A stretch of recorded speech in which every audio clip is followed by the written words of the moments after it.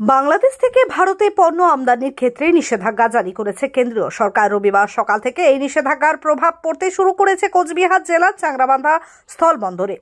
চ্যাংরাবান্ধা বন্দর দীর্ঘদিন ধরেই ভারত, বাংলাদেশ ও ভুটানের মধ্যে রপ্তানি এবং আমদানির বাণিজ্যের গুরুত্বপূর্ণ কেন্দ্র হিসেবে কাজ করে আসছে।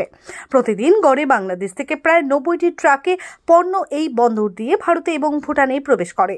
তাই এই নিষেধাজ্ঞা ব্যবসায়ীদের পাশাপাশি শ্রমিকদের মধ্যে উদ্বেগ সৃষ্টি করেছে। তবে আমদানিতে নিষেধাজ্ঞা জারি হলেও ভারত থেকে রপ্তানি বাণিজ্য এখনো প্রভাবিত হয়নি।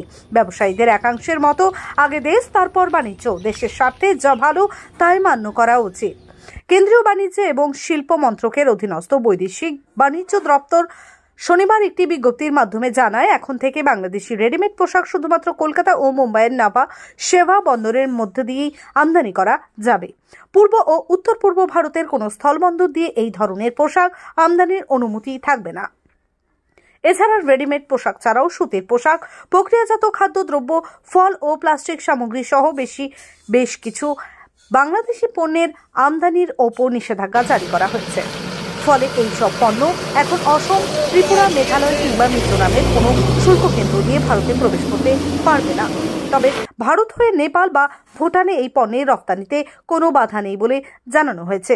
চ্যাংরাবান্ধা শুল্ক দপ্তরের এক কর্তা জানান, ঊর্ধ্বতন কর্তৃপক্ষ যেভাবে নির্দেশ দেবে আমরা সেই নির্দেশ মেনেই বাণিজ্য কার্যক্রম পরিচালনা করব।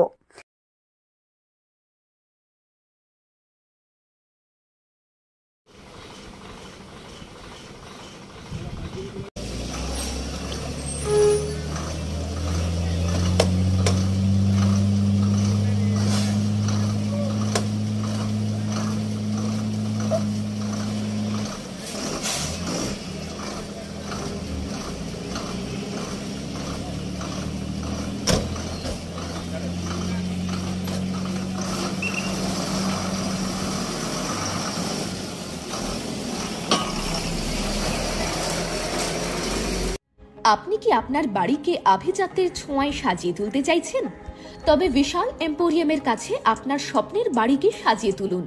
এখানে ঘর সাজানোর শোপিস, পর্দা ও ইউনিক ডিজাইনের যাবতীয় আইটেম পাবেন। সকলের এক নম্বর নির্ভরযোগ্য প্রতিষ্ঠান, ঐতিহ্যের আর এক নাম বিশাল এম্পোরিয়াম। আমাদের ঠিকানা বিশাল এম্পোরিয়াম, 375 BS রোড, কোচবিহার। বিশদে জানতে কল করুন 9830157944 অথবা 03582224691 এই নম্বরে।